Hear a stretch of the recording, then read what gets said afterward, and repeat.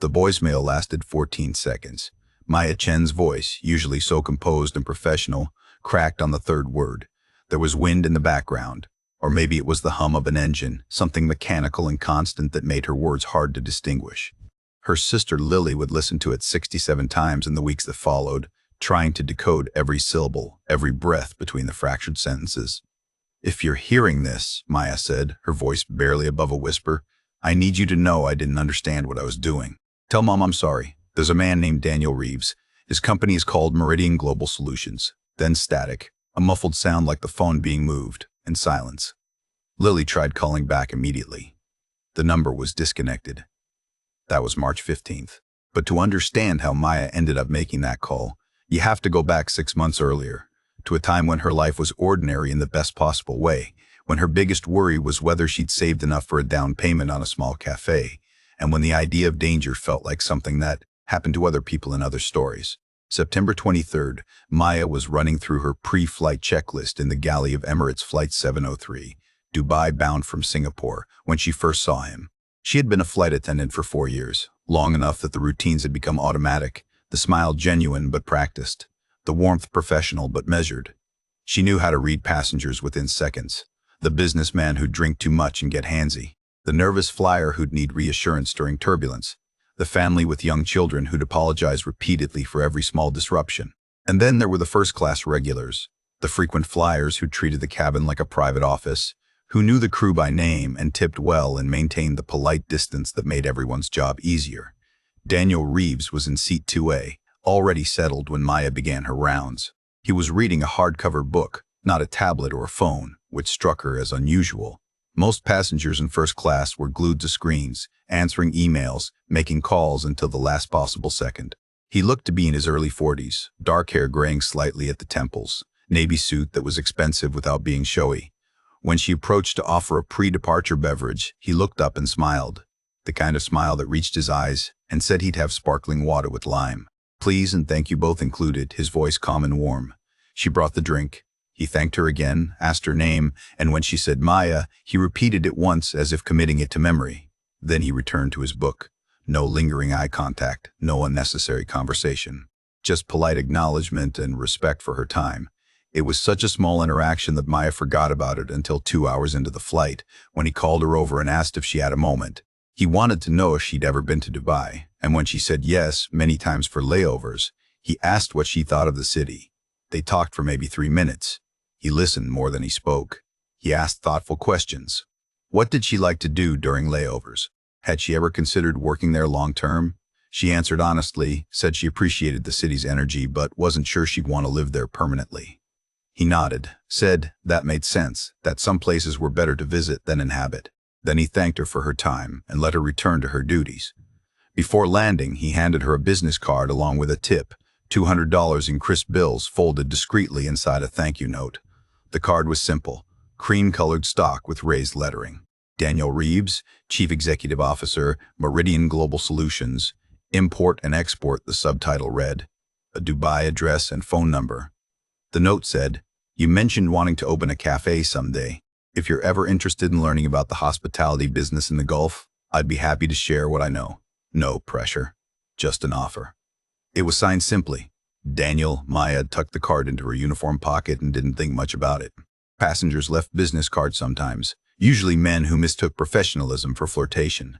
She'd learned to accept them politely and throw them away later. But something about Daniel's approach had been different. He hadn't asked for her number, hadn't suggested dinner or drinks, had simply offered information, no strings attached. Still, she filed the card away in her wallet and moved on with her life. Her life then was structured and predictable in a way that brought her comfort. She lived in a modest apartment in Singapore's Geylang district with her younger sister Lily, who was in her second year at the National University studying communications. Their mother lived in Johor Bahru, just across the border in Malaysia, in the same house where Maya and Lily had grown up after their father died when Maya was 12. Maya sent money home every month, 1,500 Singapore dollars that covered her mother's rent and living expenses. She video called every Sunday evening. She kept a journal where she wrote down her savings goals and pasted pictures of cafe interiors she liked, all warm wood and soft lighting, and the kind of space where people would want to linger. She calculated that in 2 more years, maybe 3, she'd have enough for a small down payment. She could almost taste it. The life where she'd serve coffee. She'd chosen herself, where she'd know her customers by name, where she'd be building something that was entirely hers. But there were moments, late at night after long-haul flights, when Maya felt the weight of the waiting. She was 28 years old. Most of her friends from school were married or climbing corporate ladders or traveling for pleasure instead of work. She loved her sister fiercely, but sharing an apartment in her late 20s sometimes felt like evidence of a life on hold. She loved her job, genuinely enjoyed the travel and the people, but she also knew it had an expiration date. Flight attendants didn't do this work forever. At some point, you aged out or burned out or simply wanted something more stable. And the cafe dream, as carefully as she planned it, still felt distant, a future self she couldn't quite reach. 3 weeks after that first flight, Maya saw Daniel again. Same route, Singapore to Dubai, and he was once again in first class. This time when she approached, he smiled with recognition. "Maya," he said, as if they were old acquaintances. "It's good to see you again. How have you been?" They talked longer this time, maybe 10 minutes total across the flight. He asked about her week. She asked about his business. He explained that Meridian Global Solutions facilitated luxury goods imports to the Gulf region, working with high-end retailers and private clients. He traveled constantly, he said. Singapore, Hong Kong, London, Istanbul. He made it sound exciting, but also exhausting. He asked if she'd thought any more about Dubai, about opportunities there. She admitted she hadn't seriously considered it. He nodded, said that was fair, that sometimes the best opportunities came when you weren't looking for them. Before he deplaned, he left another tip, this time $300, with a note that said, "If you're ever in Dubai with some free time, I'd enjoy showing you the side of the city most tourists don't see." Again, his phone number. Again, no pressure in his tone or words. Maya kept the note this time. She wasn't sure why. Maybe because he seemed genuine in a way that was rare. Maybe because the idea of someone seeing potential in her, beyond just serving drinks and ensuring seatbelts were fastened, felt validating. Or maybe because she was starting to feel the itch for change, for something beyond the careful, measured life she'd built. The third time she saw Daniel was in November, 2 months after their first meeting. By then, she'd started to notice his travel patterns. He was on her Dubai route almost every 3 weeks, always first class, always polite, always generous. Their conversations had become something she looked forward to, small pockets of genuine connection in a job that was often emotionally performative. He asked about her cafe plans. She showed him pictures from her journal. He asked smart questions about location strategy and target demographics, things she hadn't fully considered yet. He told her about a friend who'd opened a boutique hotel in Dubai and had made the same mistakes Maya was planning to make, like underestimating operational costs and overestimating customer loyalty.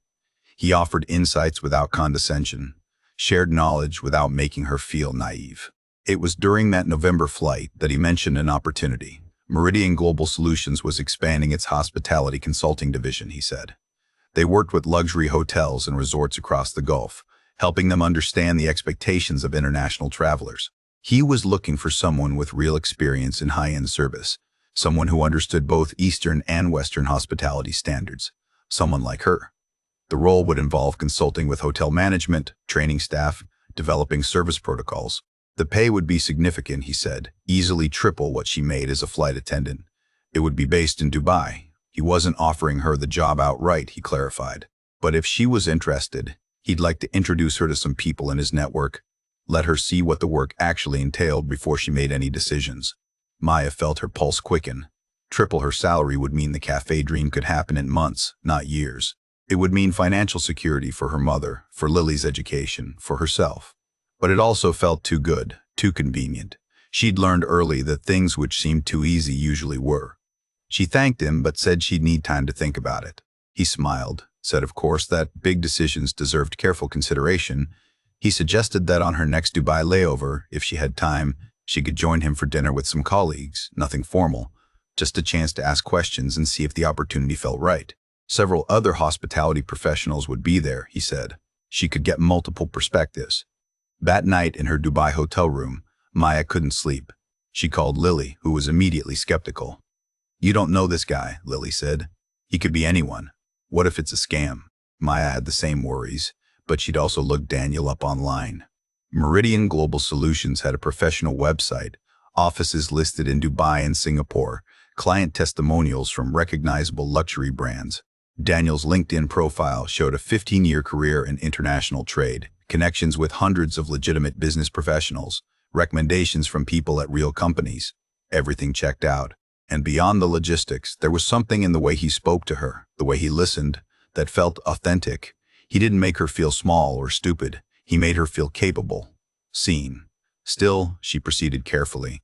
When Daniel extended the dinner invitation again on her next flight, she accepted but brought a colleague with her, another flight attendant named Priya who'd worked the Gulf routes for 6 years and knew Dubai well. The dinner was at a upscale restaurant in the Dubai International Financial Center, all glass and modern architecture and tables full of people in business attire conducting deals over wine and grilled seafood. Daniel introduced Maya to 5 other people, 3 men and 2 women, all working in hospitality or luxury retail. The conversation was professional, wide-ranging, normal. They talked about the challenges of operating in Dubai's competitive market, about cultural considerations when serving diverse clientele, about the opportunities in a city that was constantly growing and reinventing itself. No one pressured Maya. No one made inappropriate comments. It felt like a genuine networking dinner, the kind of thing that happened in business circles all the time. Priya whispered to her in the restroom halfway through the meal, "He seems legitimate. And those people are real. I've seen 2 of them at industry events before." Maya felt the knot in her stomach loosen slightly. Maybe this was real. Maybe good things did happen sometimes without hidden costs. 3 days later, Daniel sent her a formal offer via email. A consulting position with Meridian Global Solutions, based in Dubai, focusing on luxury hospitality sector analysis and service development. The salary was listed clearly, 180,000 dirhams annually, about $50,000, which was indeed triple her current income. The contract was professionally written, included health insurance, housing stipend, annual flight allowances home. It looked legitimate in every way. Maya spent a week researching.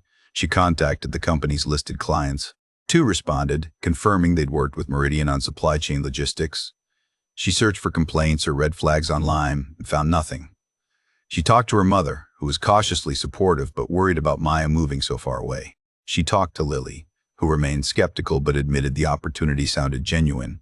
And she talked to herself late at night, weighing the risks against the rewards, the fear against the hope. In the end, what tipped the scale was simple. She was tired of waiting for her life to begin, tired of being careful and measured and patient.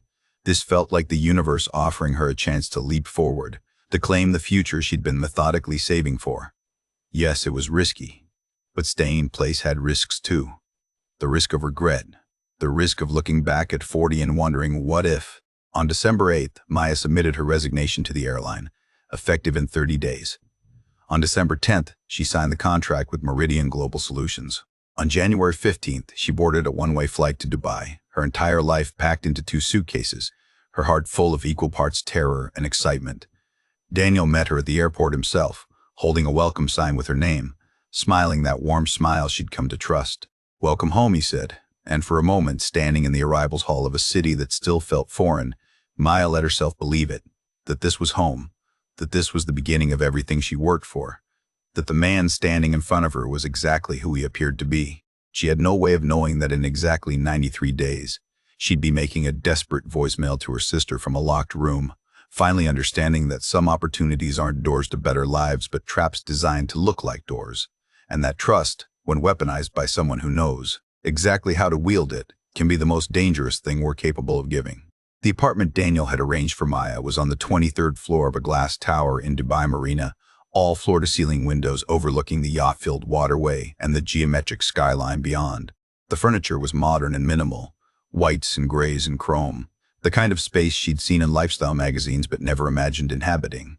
There were fresh flowers on the kitchen counter, orchids in a sleek vase, and a welcome basket with expensive toiletries, and a handwritten note from Daniel that said, "I hope this feels like home. Take the weekend to settle in. We'll start Monday." Maya stood at the window that first night, her phone pressed to her ear, trying to describe it to Lily. "It's unreal," she kept saying. "I keep thinking I'm going to wake up and be back in our apartment folding laundry."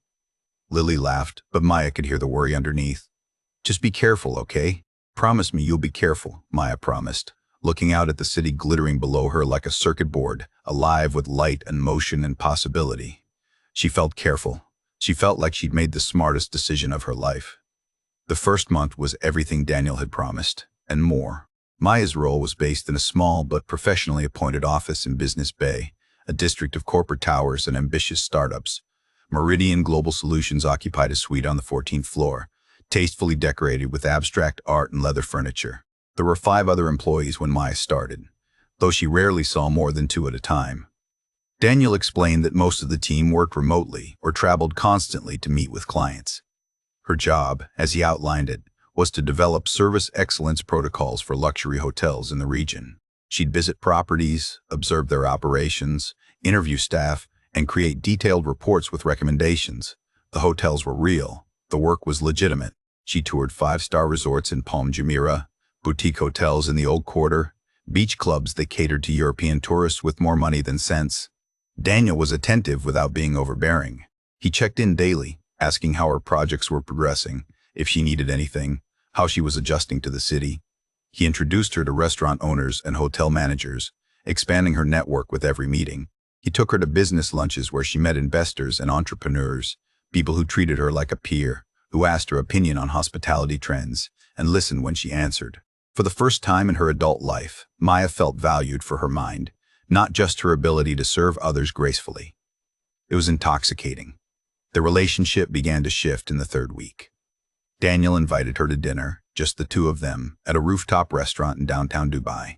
It was after a successful week where she'd completed her first major hotel assessment, and the client had praised her insights. "This is to celebrate," he said when he picked her up. "You're exceeding every expectation." Over dinner, the conversation drifted from business to personal. He told her about his childhood in Manchester, about a father who'd been absent and a mother who'd worked 3 jobs to keep him in school. He talked about building his company from nothing, about the loneliness of success, about how rare it was to meet someone who understood ambition and humility in equal measure. He said he saw those qualities in her, the way he looked at her when he said it made her heart accelerate. Maya had been in relationships before, brief and ultimately unsatisfying connections that fizzled out due to her travel schedule or simple incompatibility. But this felt different. Daniel wasn't some boy her age still figuring himself out. He was established, confident, emotionally available in ways she hadn't experienced.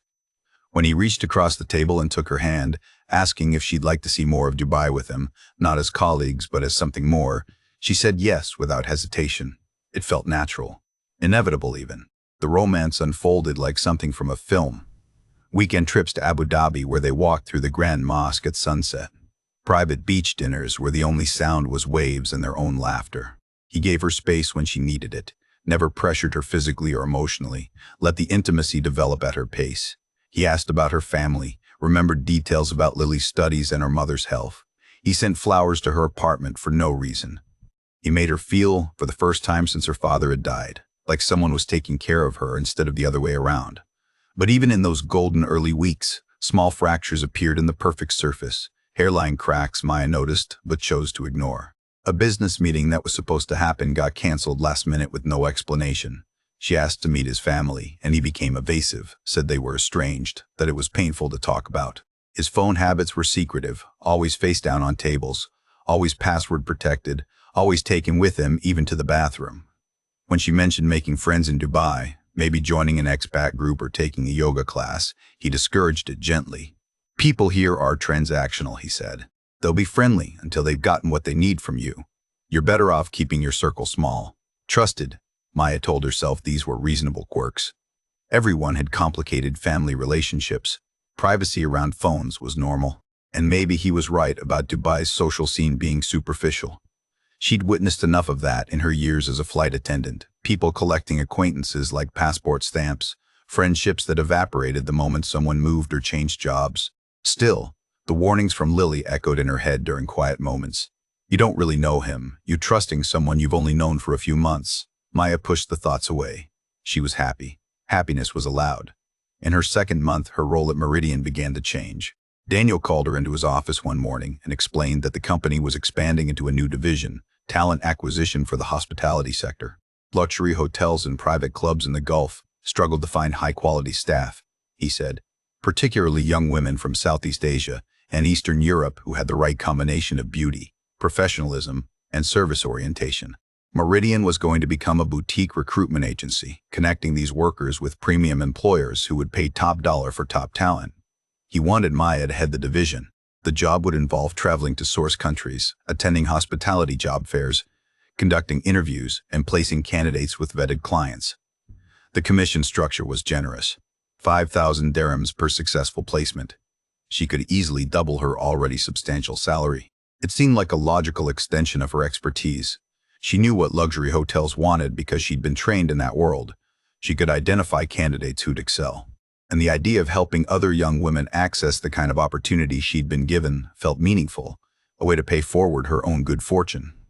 Maya's first recruitment trip was to Manila. She spent 4 days interviewing young women, mostly in their early 20s, who dreamed of working abroad and sending money home to their families. Their stories mirrored her own, the same drive to provide, the same hope for something better. She selected 12 candidates, all with hospitality experience, all eager and grateful for the chance.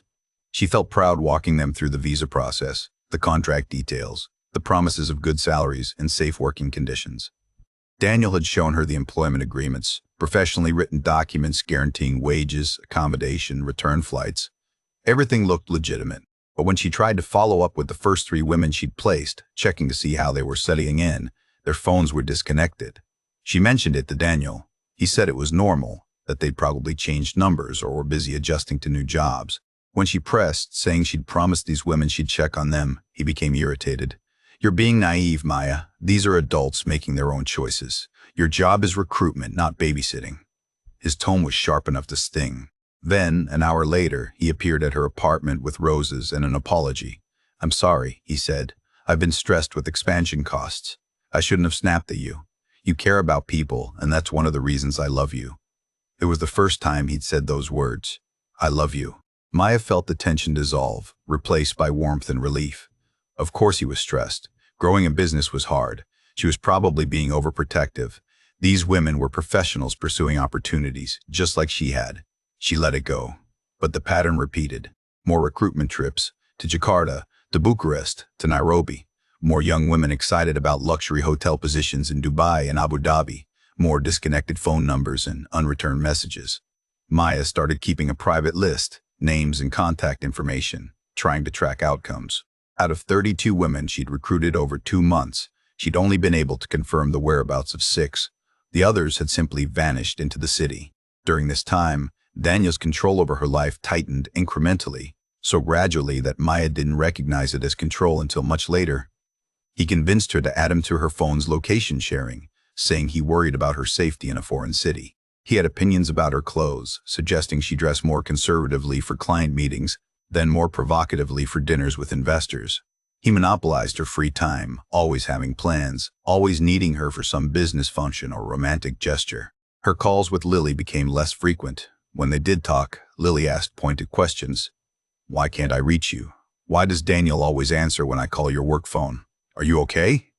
Maya insisted she was fine, better than fine, but she could hear the doubt in her own voice. The breaking point of the illusion came on a humid April evening. Maya had finished a recruitment presentation at a hotel in Dira and decided to walk back to the metro rather than call a driver. She wanted space, time alone in her own head, a resource that had become increasingly scarce.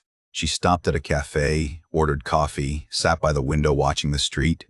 That's when she saw her, one of the women from her first Manila recruitment, a girl named Teresa who'd been so excited about her hotel job that she'd cried during the interview. But Teresa wasn't in a hotel uniform. She was in a tight dress and heavy makeup, standing outside a private club with 2 other young women, all of them smiling with visible effort at men entering the establishment. Maya's stomach dropped. She left money on the table and walked over. Teresa's face went pale when she recognized her.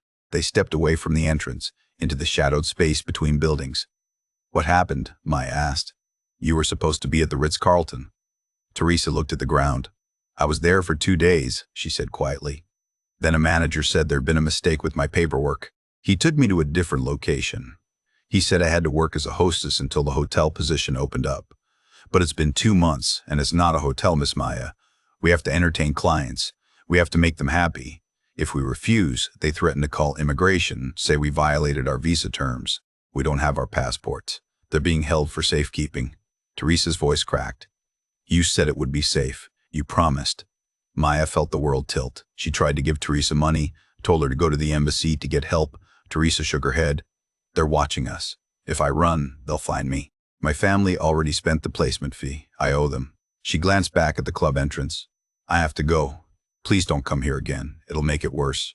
Then she disappeared inside, leaving Maya standing alone on the street, her coffee going cold in her hand, her entire reality fracturing around her. She confronted Daniel that night. She went to his penthouse apartment, the place she'd spent so many nights feeling safe and loved, and she demanded answers. The women I recruited aren't working in hotels. They're being exploited. What is this company really doing? Daniel's expression shifted, the warmth draining away, replaced by something clinical and cold. He poured himself a drink, gestured for her to sit. She remained standing. You're being dramatic, he said calmly. Those women are making choices. Some of them prefer hostess work because it pays better than housekeeping. We provide opportunities. What they do with those opportunities isn't our responsibility. Maya's voice rose. They don't have their passports. They can't leave. That's not choice, Daniel. That's coercion. He smiled, a thin expression that didn't reach his eyes. You're naive about how business works in this part of the world. Everything operates in gray areas. The hotels know. The authorities know. Everyone benefits from the arrangement. And you've benefited too. Or have you forgotten your luxury apartment and your salary and your designer dinners? Maya felt sick. I didn't know. Daniel shrugged. Willful ignorance is still complicity. You recruited them. You signed the contracts. If this becomes a problem, you're as liable as anyone. She backed toward the door, her hands shaking. I'm going to the police. I'm going to the embassy. I'm telling them everything. Daniel's expression hardened. No, you're not. Your passport is in my office safe, remember? For visa processing. Your work visa is tied to my company. Your bank account is under Meridian's corporate structure. You walk out that door and try to cause trouble, I'll have you deported as an illegal worker. Or worse, I'll make sure the authorities know you were the primary recruiter, that this was your operation. Who do you think they'll believe? An established businessman with connections or a foreign worker making accusations? Maya ran. She left his apartment and took a taxi back to Dubai Marina, her mind racing, her breath coming in short gasps. She tried to think clearly, but panic was flooding her system. Her passport was gone. Her bank account, when she checked it on her phone, showed a balance of 300 dirhams. Everything else had been transferred out. The apartment lease, she discovered through frantic searching of her email, was in Meridian's name. She had nothing, no documents, no money, no legal standing. She tried calling Lily, but her phone service had been disconnected. International calling disabled. She was trapped. For 3 days, Maya barely left the apartment. She was terrified Daniel would come, terrified he wouldn't, terrified of what either option meant. She borrowed a phone from a neighbor, a kind Pakistani woman who asked no questions, and called Lily. Her sister's voice was frantic. I've been trying to reach you for days. What's happening? Maya explained everything, the whole terrible truth spilling out. Lily told her to go to the embassy immediately. Maya said she would, but even as she said it, she felt the weight of Daniel's threat. She'd signed recruitment contracts. She'd taken commissions. On paper, she looked complicit. And in Dubai, she'd learned, the legal system favored citizens and established businesses over foreign workers making accusations. Before she could decide her next move, Daniel called. Not her disconnected phone, but the borrowed one, a number he shouldn't have had. His voice was gentle again, apologetic. I overreacted, he said. I was protecting the business, but I handled it poorly. Come meet me. Let's talk like adults. Let me explain how we can fix this together. Every instinct told Maya to refuse, but what choice did she have? She needed her passport. She needed access to her money. She needed a way out. She agreed to meet him the next day at a neutral location, a coffee shop in JBR. But that night, while trying to sleep, Maya overheard something that changed everything. The apartment walls were thin, and our neighbor was on her balcony talking on the phone in Arabic. Maya's Arabic was limited, but she caught certain words. Girls, transport, yacht. She moved closer to the adjoining wall, listening. The neighbor's voice was casual, discussing logistics the way someone might discuss grocery shopping. A group arriving Thursday, clients flying in from Riyadh, the usual arrangement at the marina. Maya's blood went cold. The next morning, she didn't go to meet Daniel at the coffee shop. Instead, she told him she was too emotional, asked if they could meet at his office instead. She wanted to record something, anything that might serve as evidence. He agreed, seemed pleased she was being reasonable. When she arrived, he offered her tea, sat beside her on the leather sofa, took her hand. We built something together, he said. Don't throw it away because you got sentimental about a few girls who knew what they were signing up for. Maya's phone was recording in her purse. Tell me the truth, she said quietly. All of it. How many women? Where did they go? Daniel talked for 20 minutes, perhaps thinking confession would bind her to him through shared guilt, perhaps not caring anymore whether she knew. He described a network spanning 5 countries, partnerships with clubs and private clients, a system where women were recruited legally, then redirected to situations they couldn't escape. Some worked in clubs, some on yachts, some in private homes. All of them generated profit. The authorities were paid to look the other way. It was efficient, he said, clean, and you were perfect for it because you genuinely cared, which made the girls trust you. That was your value. Maya excused herself to the bathroom, where she immediately sent the audio file to Lily through a cloud service, hands shaking so badly she almost dropped the phone. When she returned, Daniel was on his own phone. He looked up at her. There's something I need you to help me with tomorrow. A new facility outside the city where arriving girls stay before placement. I want your opinion on the accommodations. Make sure they're comfortable. Maya agreed, already planning her escape. But Daniel was smarter than she'd given him credit for. That night, when she returned to her apartment, her building key didn't work. Her belongings were in boxes in the lobby. The doorman handed her a note. The lease has been terminated. Contact Meridian Global Solutions for your final settlement. Maya stood on the street with 2 suitcases and nowhere to go. She tried hotels, but her credit cards were declined. She had 300 dirhams in cash, about $80. She called Lily from a payphone. The embassy, Lily kept saying. You have to go to the embassy. But it was past 7 p.m., and Maya was terrified of being on the street after dark. She found a cheap hotel in Dira that accepted cash, a place with flickering lights and questionable stains. She locked herself in and tried to think. The next morning, Daniel called the borrowed phone again. Where are you? His voice was tight with anger. You were supposed to meet me. Maya said she'd overslept, that she'd be there soon. She needed time. Time to figure out how to get evidence to authorities without incriminating herself. Time to find a way out that wouldn't leave her in a Dubai jail or those women still trapped. She agreed to visit the facility with him that afternoon, knowing it might be her only chance to document what was really happening, to see the scope of what she'd unknowingly helped build. As she hung up, she made one more call to Lily. If you don't hear from me by tomorrow, she said, contact Interpol. Contact everyone. Here's everything I know. Then she took the recording she'd made, uploaded it to 3 different cloud services, and prepared to enter the heart of the nightmare she'd spent 2 months creating. The facility was a villa in Arabian Ranches, a gated community 40 minutes outside Dubai's urban core, where wealthy families lived behind high walls and manicured lawns. Daniel drove, making small talk about the weather and a new restaurant opening in City Walk, his tone casual as if they were heading to brunch instead of a holding pen for trafficked women. Maya sat in the passenger seat with her phone hidden in her purse, set to record video, the lens angled through a gap in the zipper. Her hands were sweating. She'd taken 2 anti-anxiety pills she found in the hotel's shared bathroom medicine cabinet, left by some previous guest, and they'd made her feel floaty and detached, like she was watching herself from a distance. The villa looked innocuous from the outside, cream-colored stucco with terracotta roof tiles and a fountain in the circular driveway. There were flowers planted along the walkway, bright bougainvillea that seemed obscene in their cheerfulness. Daniel used a keycard to open the front door. Inside, the air was cold from aggressive air conditioning and smelled like industrial cleaner and something else, something harder to identify. Fear, maybe. Desperation. The ground floor looked like a normal wealthy home, decorated in that generic luxury style of rental properties, beige furniture and abstract art and marble countertops. But Daniel led her past the living areas to a door that opened onto stairs going down. The basement, he said, as if that explained everything. Maya's heart was pounding so hard she thought he must be able to hear it. The recording was running. She followed him down. The basement had been converted into a dormitory, a long room with 20 twin beds arranged in rows, each covered with a thin blanket and flat pillow. Only half the beds were occupied, young women sitting or lying down, some scrolling on phones, others just staring at the ceiling. They ranged in age from maybe 19 to early 30s, from various countries based on their features: African, Southeast Asian, Eastern European. When Daniel entered, several of them sat up quickly, their expressions shifting to something between fear and performative politeness. He ignored them, walking Maya through the space like a property manager showing an apartment. This is the intake area, he explained. Girls arrive, we process their documents, let them acclimate for a few days before placement.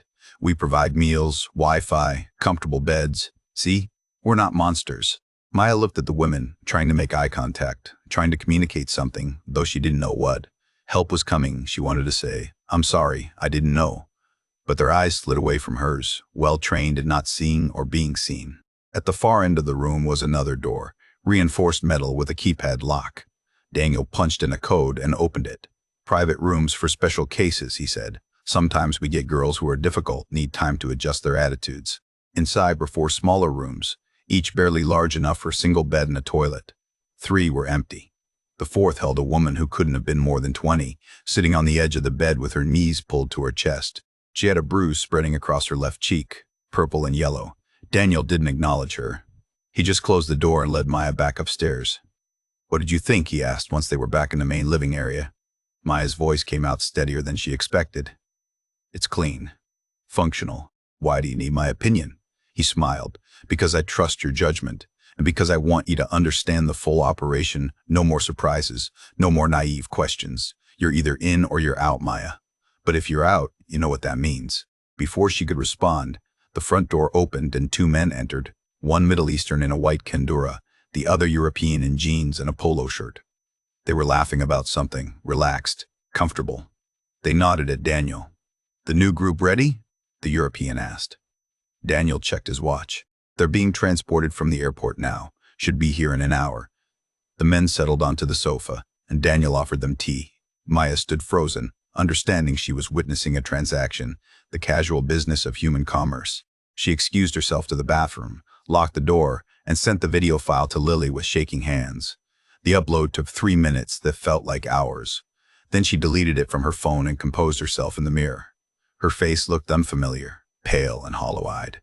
She thought about her father, dead 16 years now, and wondered what he would say if he could see her in this moment.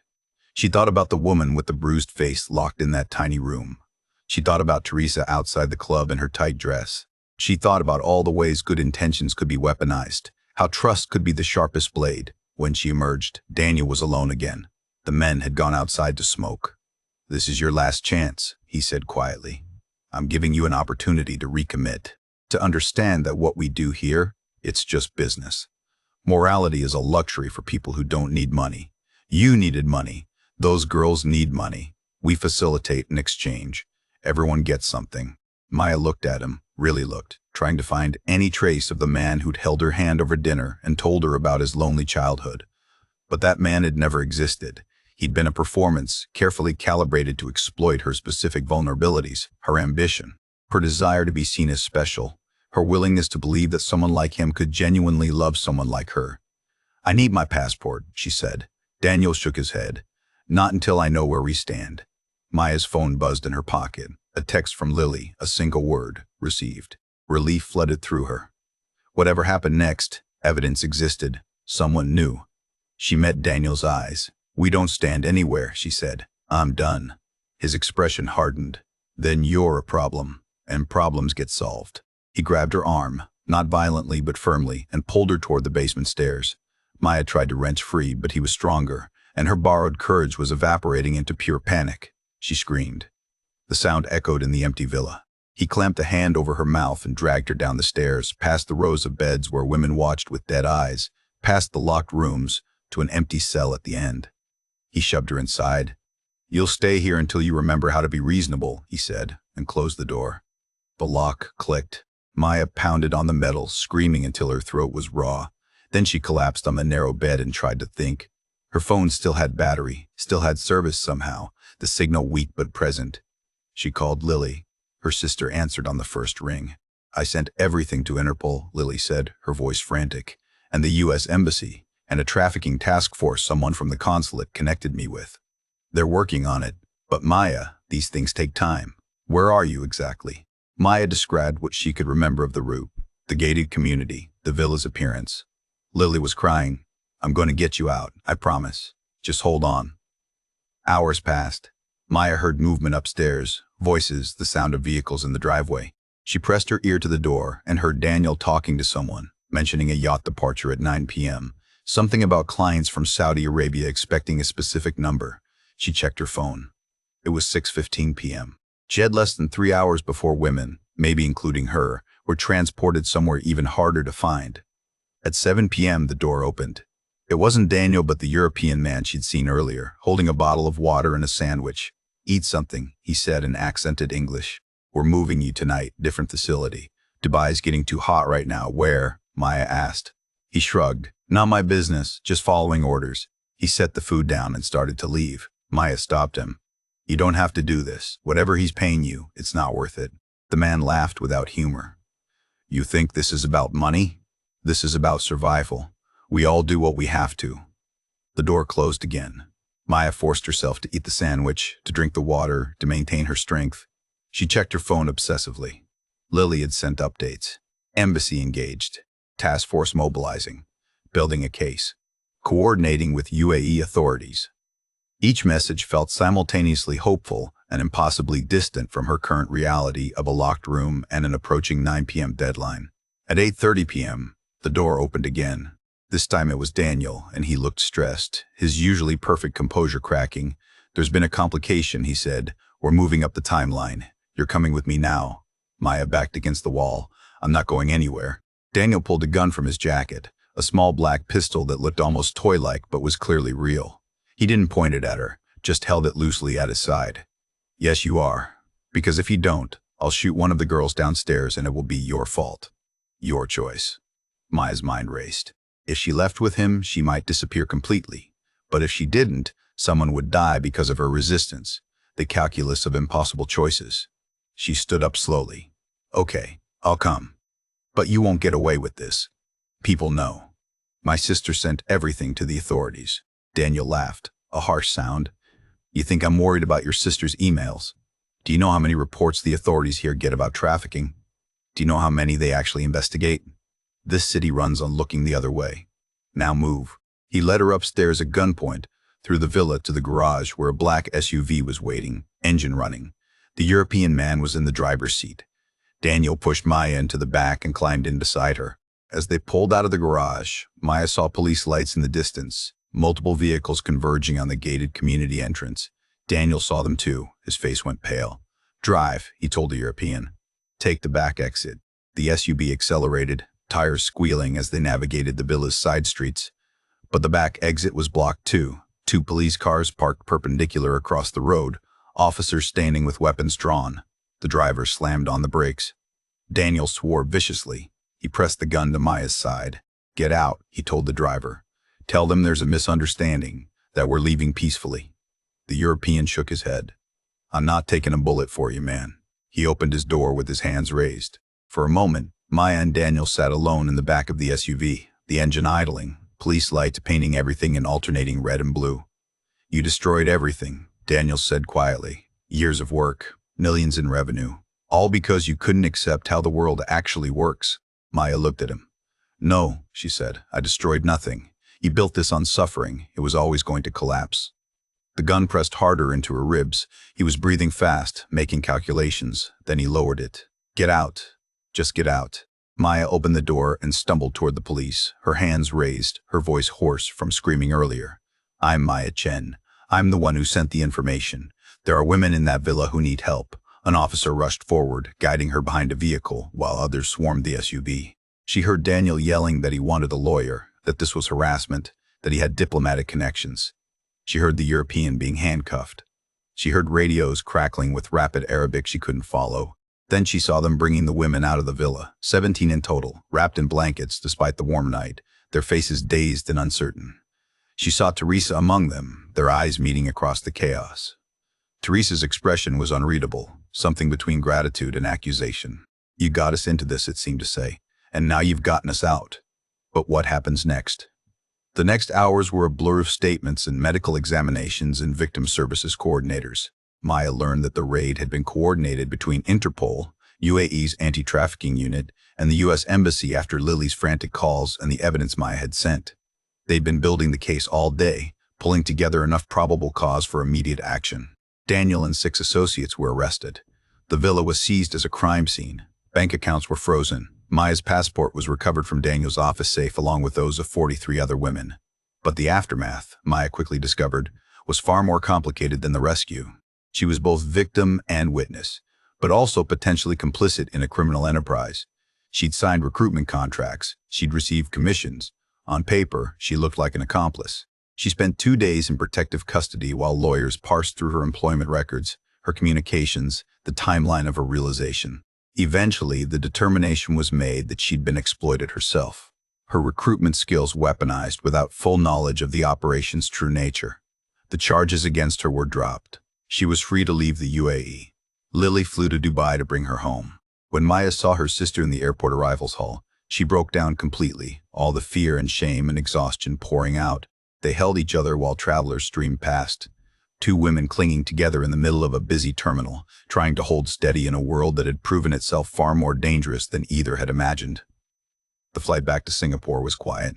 Maya stared out the window at clouds and ocean, thinking about all the flights she'd worked, all the passengers she'd served with professional warmth, never knowing that some of them might have been traveling for purposes as dark as Daniel's.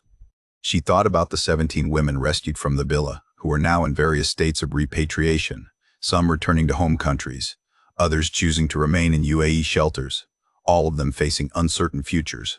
She thought about the women she hadn't been able to help, the ones her recruitment had placed in situations that were still ongoing, the ones the raid hadn't reached. Her mother met them at their apartment in Singapore, holding Maya like she might dissolve. The three of them sat together in the small living room, and Maya told the whole story from beginning to end, every terrible detail. When she finished, her mother said something Maya would remember forever. "You survived. That's not nothing. Many women don't. Now you have to decide what you'll do with survival." Daniel's trial happened 6 months later. Maya testified via video link, her face concealed, her voice steady despite the panic attacks that had become routine. She described the recruitment process, the promises made, the moment she realized what was really happening. She described the villa, the locked rooms, the woman with the bruised face. The prosecution had extensive evidence beyond her testimony. The recordings she'd made, financial records, testimonies from other victims and rescued women. Daniel's lawyers argued he was a legitimate businessman whose employees had acted independently. They suggested Maya herself had run the trafficking operation and was deflecting blame. The jury didn't believe them. Daniel Reeves was convicted on 43 counts of human trafficking, forced labor, and document retention. He received 25 years in a UAE prison. 4 associates received sentences ranging from 8 to 15 years. Meridian Global Solutions was dissolved, its assets seized and distributed to victims as partial restitution. It was, by all measures, a significant victory for anti-trafficking enforcement. But Maya felt no sense of victory. She felt only the weight of what she'd unknowingly enabled, the lives she'd disrupted, the trust she'd extended to a man who'd weaponized it with surgical precision. She couldn't return to her old job, couldn't imagine serving passengers in first class again, smiling professionally while wondering what they might be hiding. She couldn't open the cafe she'd dreamed about, couldn't picture herself creating a warm space for people to linger when she'd helped create something so cold.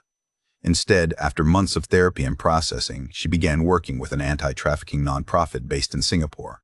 She spoke at hospitality industry conferences about sophisticated recruitment tactics, about how traffickers exploited the exact qualities that made people good at service work: empathy, ambition, the desire to help others improve their lives. She visited flight attendant training programs and warned young women about offers that seemed too good, about men who listened too well, about the invisible line between opportunity and exploitation. The work was exhausting and often triggering. Some days Maya couldn't get out of bed, paralyzed by the memories or the guilt or the simple terror of trusting anything again. But other days, when she spoke to a young woman who recognized her own near miss in Maya's story, who decided not to take that job or follow that man or ignore those warning signs, Maya felt something like purpose emerging from the wreckage. She never heard from Daniel again, though she knew he'd tried to contact her from prison, letters that her lawyer intercepted and destroyed. She heard occasionally about the women from the villa, scattered now across different countries, some rebuilding their lives successfully, others struggling with trauma and stigma. Teresa had returned to Manila and started working with a local victims advocacy group. She'd sent Maya a message through the nonprofit, just 3 words: "Not your fault." Maya read it and cried for an hour, knowing it was partially true and partially a kindness. That fault in these situations was never simple or singular. 2 years after Dubai, Maya was invited to speak at an Interpol conference on human trafficking trends. She stood at a podium in a conference center in Lyon, France, looking out at an audience of law enforcement officials, NGO workers, and policymakers. She told her story again. The familiar narrative worn smooth by repetition but still capable of catching in her throat at certain moments. The woman in the locked room, Teresa in the tight dress. Daniel's face when he told her morality was a luxury. During the Q&A session, someone asked if she'd ever forgiven herself. Maya paused, considering the question carefully. Forgiveness suggests a debt that can be settled, she said. But some debts don't work that way. I made choices based on information I had at the time. Some of those choices hurt people. I can't undo that. What I can do is make different choices now, with different information, and hope that the balance eventually shifts. It's not forgiveness. It's just continuing to exist and trying to do less harm. After the conference, she walked through Leon's old town, across footbridges and through narrow streets, and found herself at the confluence of the Rhone and Saône rivers. She stood watching the waters merge, two distinct flows becoming one, and thought about Lily's question from months ago. Do you regret taking the job? The answer was still complicated. She regretted what happened, the suffering caused, the innocence lost. But she couldn't regret the path that had brought her to this moment, to this work, to this hard-won understanding of how exploitation operates, not through obvious violence, but through the careful manipulation of hope. Her phone buzzed. A message from her mother, thinking of you today. You're brave. Maya smiled sadly. She wasn't brave. She was just someone who'd survived and decided that survival required bearing witness, again and again, to the mechanisms of her own near destruction. She was someone who'd learned that the most dangerous traps are the ones that look exactly like answered prayers, and that the price of that knowledge was carrying it forward, warning others, hoping her mistakes might serve as someone else's protection. She returned to her hotel and opened her laptop. There was an email from a young woman who'd heard her speak, asking for advice about a job offer in Dubai that seemed amazing, but also slightly too perfect. Maya read the details, recognized the familiar patterns, the same promises Daniel had made, the same careful grooming. She typed a response, detailed and honest, neither forbidding the opportunity nor endorsing it, simply laying out the questions the woman should ask, the red flags to watch for, the resources available if things went wrong. She hit send and closed her laptop. Tomorrow she'd fly back to Singapore, back to her small apartment with Lily, back to the work of trying to prevent what had happened to her from happening to others. It wasn't the life she'd planned, wasn't the cafe with warm wood and soft lighting where people lingered over coffee and conversation. But it was a life built on truth instead of illusion, on scars instead of fantasies. And some days, most days, that felt like enough. Not healing exactly, but the daily practice of choosing awareness over hope, protection over trust, survival over the dangerous dream that the world was kinder than it actually was. She'd learned the hard way that some lessons could only be taught by pain. Now she was trying, one story at a time, to teach them differently, to be the warning she'd needed, to be the voice that said, this is how it happens, this is what it looks like, this is how you survive. That was her work now. That was what she'd built from the ruins of everything she'd lost. It wasn't redemption, but it was something. And in the wreckage of her former dreams, something was enough.